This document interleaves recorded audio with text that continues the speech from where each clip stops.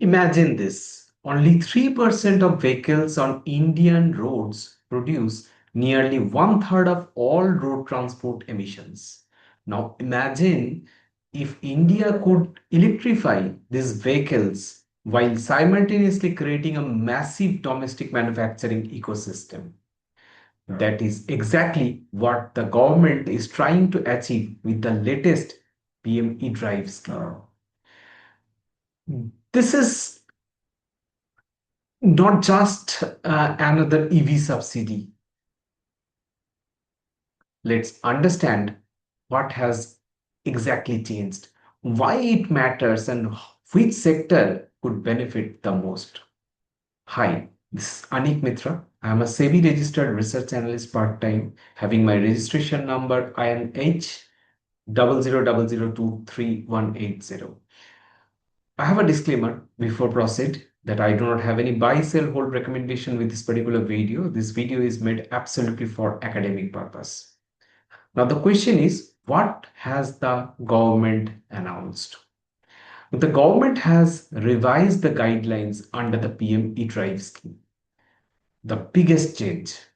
Manufacturers will now have to manufacture critical EV components in India instead of relying on imports.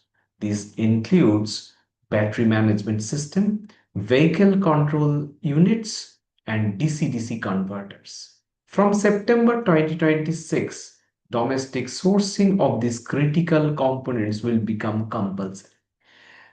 This is part of India's phased manufacturing program, which is called PMP. The objective is simple.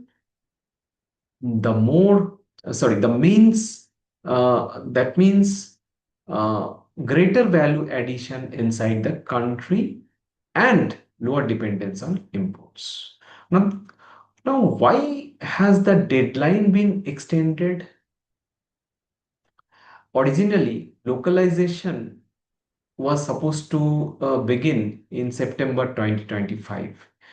Then it was shifted to March 2026 and again reshifted to September 2026. But why?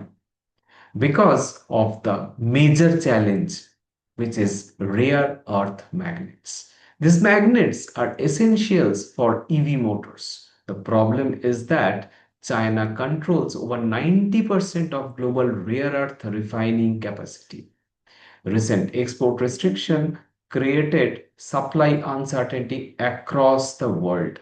To avoid disrupting India's EV manufacturing, sorry, the government has temporarily allowed manufacturers to import certain motor assemblies until August 2026. This gives companies enough time to build domestic supply chains while ensuring production does not stop. It's a practical approach that balances long term localization with short term industry needs. Now, why are e trucks so important? Now, here is the most interesting part.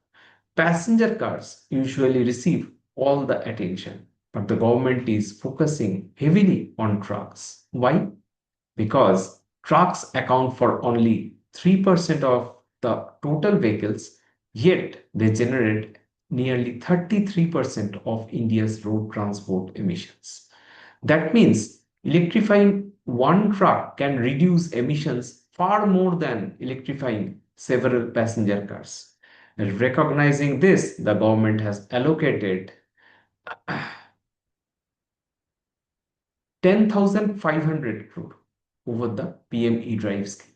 Out of this, 500 crore has been specifically reserved for around 5,600 electric buses. Sorry, 5,600 electric trucks. The objective is not just cleaner transportation, it is also to create initial demand so manufacturers have confidence to invest in domestic production.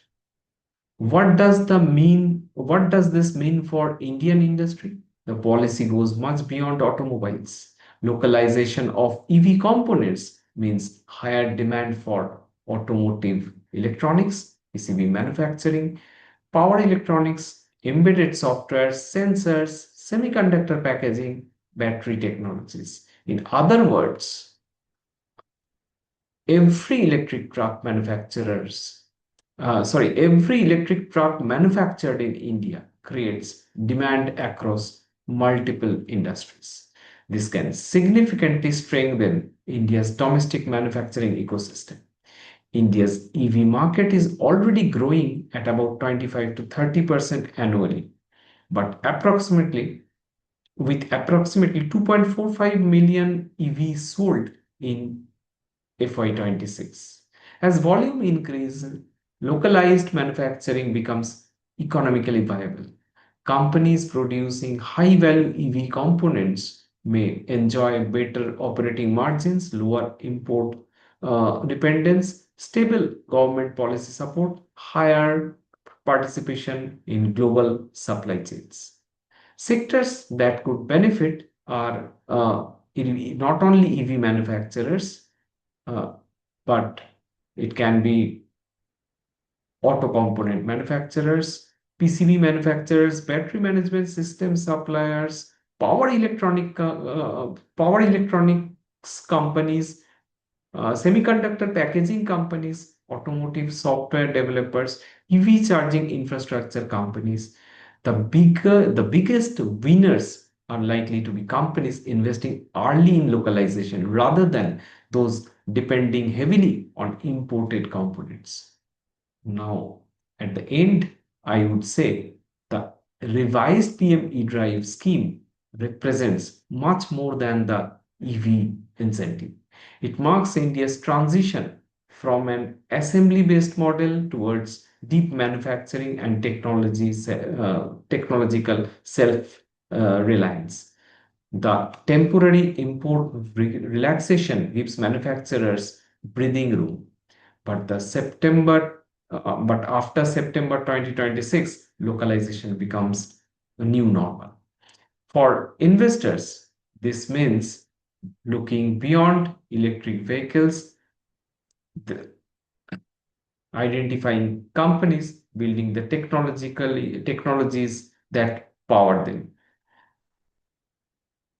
Because in the coming decade, India's EV story may not only be about selling more electric vehicles, it may be about manufacturing the entire ecosystem within the country. So that's it in this particular video. If you like the video, if you